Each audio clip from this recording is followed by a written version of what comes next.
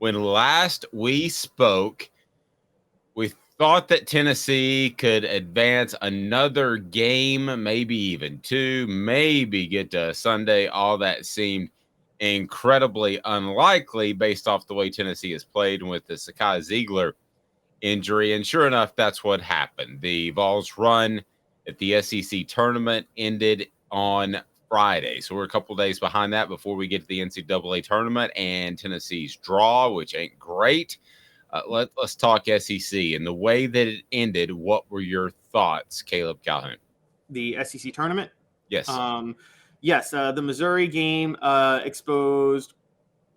I don't think it exposed Tennessee without Zakai Ziegler. I mean, it somewhat did, don't get me wrong, but I think the bigger thing was it exposed something I've been ranting about all year, which is, again, Rick Barnes' commitment to the mid-range. I counted, if you looked at the numbers across the board, probably the one stat that probably hurt Tennessee the most from that game was 14 turnovers, but Missouri had 11. That's not, like, significant to explain a loss. They shot exactly the same from three. Tennessee out-rebounded Missouri. What really stood out was Tennessee took about 11 mid-range shots, made 2 of them.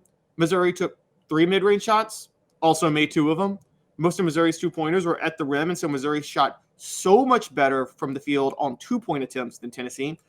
And that was the difference because Tennessee, for some reason, still plays basketball like it's 1995 and the idea that the mid-range matters.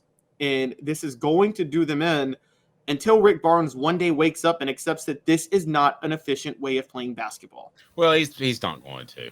I mean, let's be honest with you. At this stage in his career, how many people just up and change everything? So I don't think he's going to do that. You can be older and be innovative. Andy Reid in the NFL is still innovative, but he started innovative.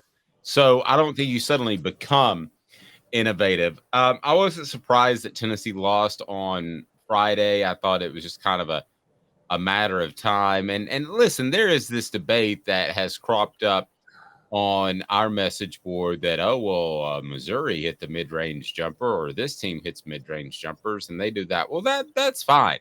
And there may well come a day where a horse and buggy wins the Daytona 500. It may happen, but that doesn't mean it's the most efficient way to get it done.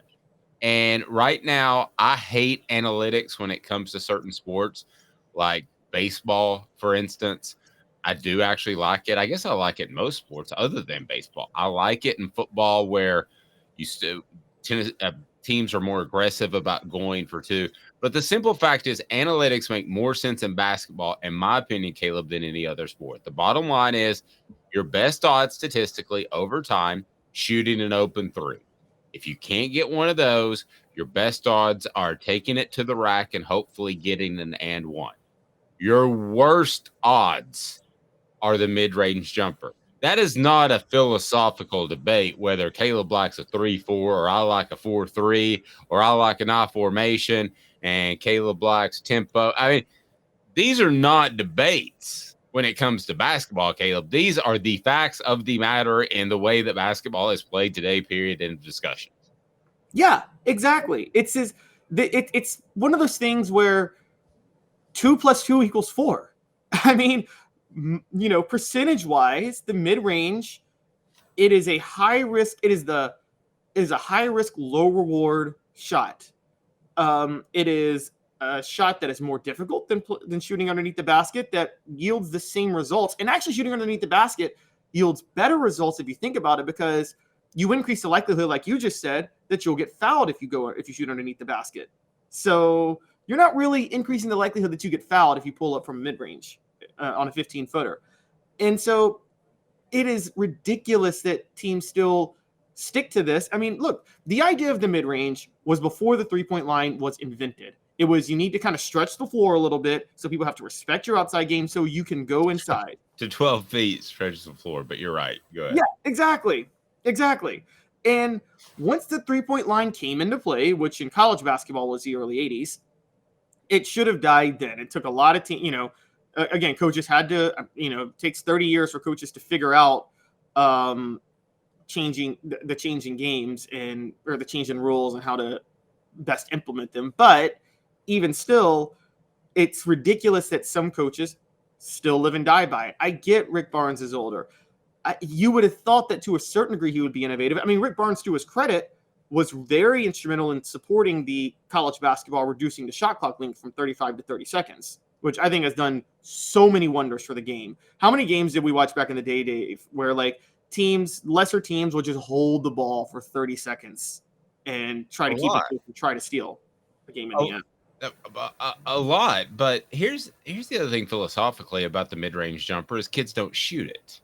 If you want to go, just go to a local gym this afternoon. Do a little off the hook sports homework. Anybody that wants to go to a local gym, go to a boys and girls club, go to whatever you want to, and you do not see anybody shooting a mid-range jumper ever. They're not taught that. They're not raised that way. It's the three or take it to the rack. It's that simple. So you're not only, if you're trying to push that down players' throats, you're not only doing something that analytically is not a good fit, you're doing something that generationally is not a good fit. They don't do it well.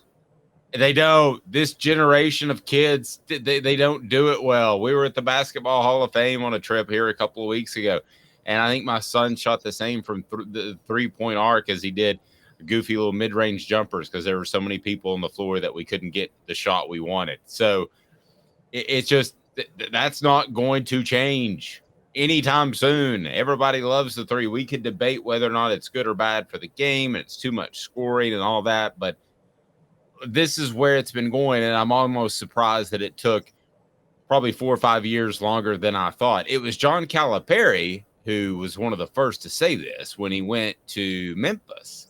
I interviewed him, and he said, here's the best shot is the open three. The second best shot's taken it to the rack and get fouled. That's a long time ago when he left the NBA for Memphis. I mean, Caleb, that's not yesterday. This is nothing new. Yeah, not at all. And it's funny because, John Calipari is, he was the architect of the dribble drive, which is the whole offense is predicated on the guard at the top of the key. You take it to the rack every time. And once you're at the rack, you make a split-second decision of either to dish it out to the big guy underneath, go up with a layup yourself, or kick it out to a guy for three. But that's how you do it every time. You don't really see a lot of ball movement outside. You don't really see a lot of ball movement outside of underneath the rack with John Calipari's system. And it's funny because John Calipari, to me, was always kind of a clone of Rick Pitino. And Rick Pitino was really the first coach that really embraced the three-point line in college basketball when he went to Kentucky in the 90s. And let me say this, too, before it feels like we're ripping on the balls, because I don't mean to do that. I understand that they do what they do, and they do it very well, and that's defensive basketball. They could go against a couple of teams and make a run if they have an off-shooting night. If those other teams have an off-shooting night and Tennessee plays good defense and good fundamental half-court basketball to limit the amount of shots, things could happen. That's why it is basketball. So this is not a situation where TCU in the national championship game is going against Georgia, and you really see very little chance of TCU or even opportunity of TCU to win. I mean, we'll talk about how deep we think that Tennessee's going to go in the tournament, but it is still a tournament. So enjoy it. It is not, I don't think, the best type of team to advance in the tournament. Stranger things have happened, and Tennessee can take advantage of teams if they are not having their best night shooting. They certainly can.